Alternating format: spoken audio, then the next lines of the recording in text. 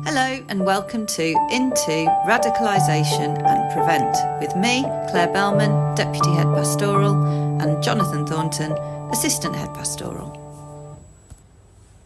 This week, Year 8 were treated to an assembly from our local Prevent officer, Sally Siner.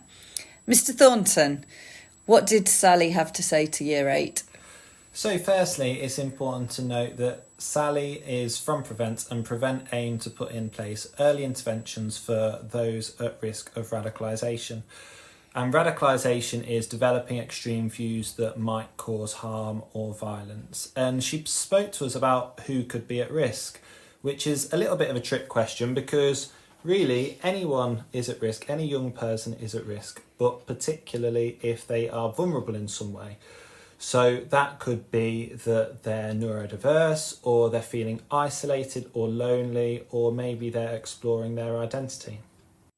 And Sally said most of this radicalisation happens online nowadays. She said that a lot of the radicalisation starts off with a really simple post on Instagram or Facebook, which is share if you love the British countryside.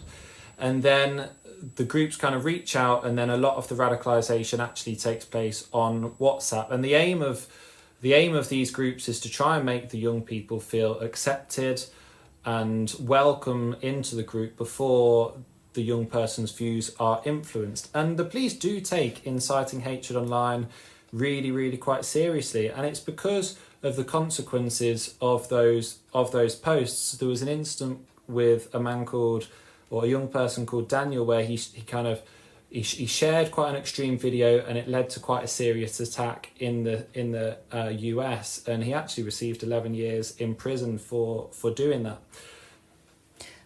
Okay, so how can we minimise the risks of being radicalised online?